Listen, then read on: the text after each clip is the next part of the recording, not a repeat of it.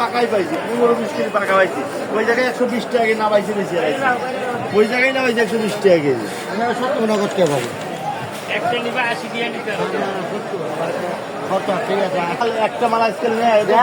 আর আজকে একজনই নিবে একজনের